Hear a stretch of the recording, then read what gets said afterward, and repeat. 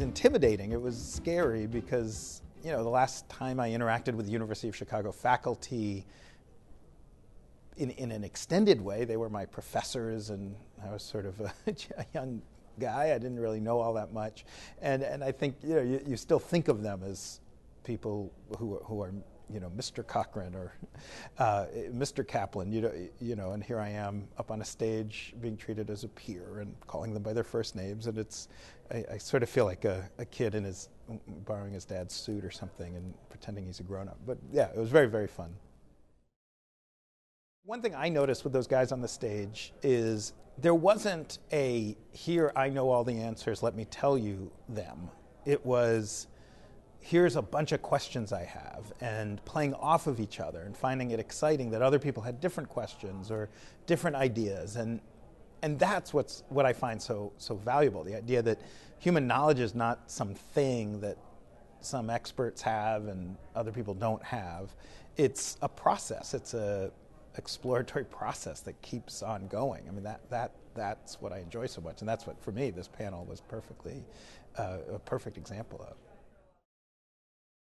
I think there's a sort of common view among some people that University of Chicago economists are just against regulation. And I think this was also a reminder that, every single person on that stage was for regulation of one kind or another. Some of them were actually for regulations that would be, I think, in crude terms, much more aggressive or much harsher than the current bills before Congress. It's just they wanted that regulation to be based on data, based on research, based on what we understand about financial systems, not regulation maybe that, say, appeals to a popular narrative or something like that.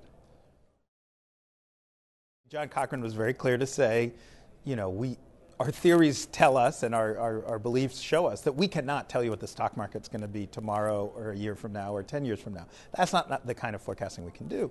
But what we can do is dig into what are the incentives that are put in place by interventions in the market, and what are the likely outcomes of those incentives. They're on the highest level of intellectual rigor and deep theory, but it's rooted in the world we actually live in.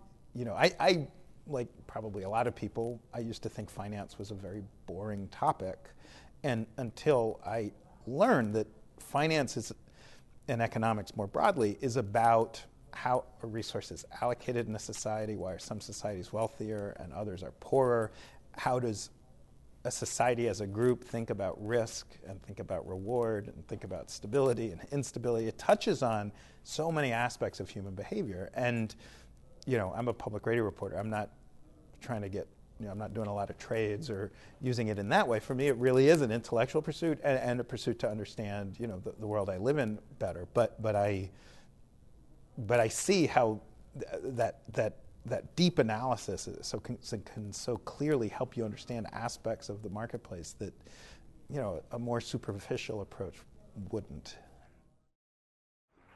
As a journalist, particularly covering topics that are really in the news, a lot of the people you interview or I interview are people who sort of have their prepared talking points. And there's a lot of academics like that. It's not a very University of Chicago approach, but there's a lot of academics at other places that have that approach, a lot of think tank people, and obviously all the politicians have that approach, where whatever you ask them, you're not going to see them think, other than thinking to make sure they remembered their 6 talking points or whatever. And as radio, it's boring when someone's just repeating something that they've said 100 times already.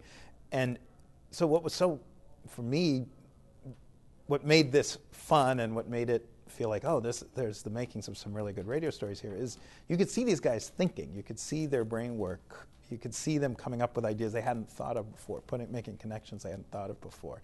And that is what I remember, what I miss about University of Chicago. It's that humility that, yes, I'm really smart. Yes, I'm a really good academic, but every day I can learn some new idea. Every day I can hear some question I don't have an answer to. And instead of being embarrassed and feeling like I have to just be a blowhard and pretend like I know everything, I can actually embrace that and do it with confidence and with pride and with pleasure. Embrace that constant exploration of the next idea. people talk a lot about the Chicago School of Economics as if everyone who teaches at Chicago Booth or University of Chicago Economics Department has one view on every issue. And that's an absurdity. I mean, even the kind of classic figures, Milton Friedman, Gary Becker, George Stigler, Ronald Coase, there's lots of things that they disagreed on. There's things they disagreed with themselves on over time. It's the opposite of a place where you come up with some simple answers and then just apply them blindly over and over and over again. This is a place with an awful lot of very complicated and nuanced views on an awful lot of issues. Of course, there is a leaning towards solutions that are market-based and not government-based. I think for the vast majority of people who teach economics here, that's clearly where their preferences lie. But that is a very complicated worldview. But that's very complicated. I mean, we saw that on the panel. Every professor that I know of at University of Chicago believes there should be some sort of regulation. Should it be rules-based? Should it be based on the discretion of the regulators? How should it be coordinated internationally? Should it be a dynamic process that unfolds, or just a bunch of simple rules that exist for all time? The idea that there's a U of C view and a Chicago view on any economic issue or on all economic issues, it just drives me crazy as a graduate of the place. It's because it's an insult to how Chicago works. Chicago works by constantly questioning your assumptions, constantly questioning your conclusions, reworking the ideas over and over again, very quickly dropping ideas that only yesterday you firmly held because you've heard a new argument or you've seen some new data, and moving on and formulating a new argument. And so that's my pet peeve when people say, oh, the Chicago School of Economics.